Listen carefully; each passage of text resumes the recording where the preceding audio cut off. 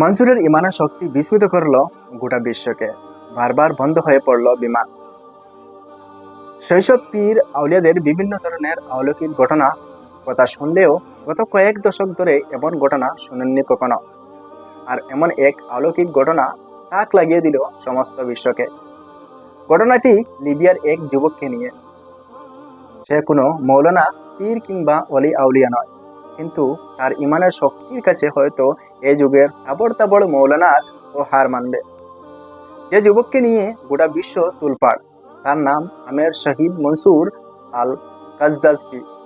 এবারের হজ পালনের উদ্দেশ্য বাড়ি থেকে রওনা দিয়েছিলেন লিবিয়ার এক যুবক, কিন্তু যাত্রা শুরুর মুহূর্তেই ঘটে গেল এক আত্মবিশ্ব ঘটনা, যা হয়ে উঠছে আল্লাহর রহমতের এক জীবন্ত দৃষ্টান্ত। 2 দিন আগের কথা। ঘড়ির কাঁটায় তখন ঠিক 12টা। দুপুরে হাজিদের ফ্লাইটের নির্ধারিত সময় তখন। আমের ছিলেন এই দলের সর্বশেষ হজযাত্রী, যিনি মিশরে হয়ে মদিনা যাওয়ার জন্য ত্রিপলি বিমানবন্দরে পৌঁছেন। কিন্তু এয়ারপোর্টে পৌঁছানোর পরই নিরাপত্তা কর্মকর্তারা তার পাসপোর্ট খতিয়ে দেখে তাকে জানান যে এটি সিকিউরিটি ইস্যু দেখা দিয়েছে, যার কারণে তিনি প্লেনে উঠতে পারবেন না। ইতিমধ্যে বাকিরা বোর্ডিং শেষ করে প্লেনে উঠে যান, আর আমের আটকা পড়েন।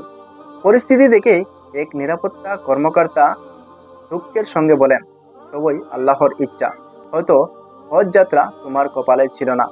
জবাবে দৃঢ় প্রত্যয় নিয়ে আমের বলেন, আমার আল্লাহ আমাকে তার মেহমান হিসাবে কবুল করে নিয়েছেন। ইনশাআল্লাহ প্লেনটি উড়বে না, আবার আসবে। আমার নিয়ত হজ করা, আমি অবশ্যই যাব। প্রবল বিশ্বাসের সঙ্গে দেওয়া তার এক জবাবের কিছুক্ষণ পরই ঘটে যায় প্রথম বিস্ময়। এয়ারপোর্টে ঘোষণা এলো, প্লেনটিতে যান্ত্রিক ত্রুটি দেখা দিয়েছে, আর সেটি ফিরে আসছে। এমন আজব খবর শুনে বিমানবন্দরে থাকা সকলের চোখে বিস্ময় বড় হয়ে গেল।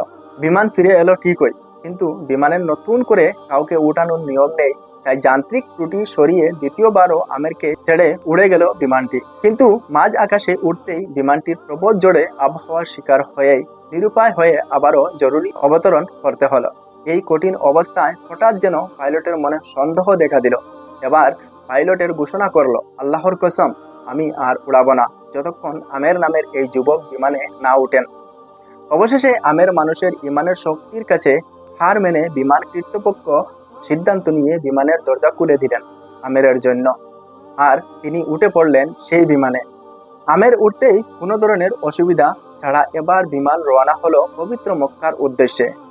এবং নিরাপদে মক্কায় পৌঁছে আমেরের শহীদ মনসুর আল কাজ্জাজফি একটি ভিডিও বার্তায় তার মনের ভাব প্রকাশ করে বলেন, শুকরিয়া, আলহামদুলিল্লাহ, সমস্ত প্রশংসা একমাত্র সৃষ্টিকর্তা। আমার আনন্দ ভাষায় প্রকাশ করার মতো নয়।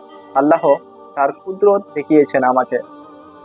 আমেরের গল্প শুধু একটা কাহিনী না, এটা ইমানের গল্প, এটা নিয়তের শক্তি, এটা তাকদীরের অলৌকিকতার প্রমাণ।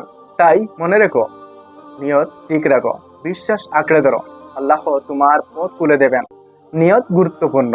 বিশ্বাস পাহাড়কে সরিয়ে দিতে পারে। যা তোমার জন্য লেখা তা কখনোই তোমাকে ছেড়ে যাবে না। এই গল্পটি আমাদের শেখায় যে দৃঢ় নিয়ত, বিশ্বাস এবং ধৈর্য থাকলে আল্লাহর সাহায্য আসবেই।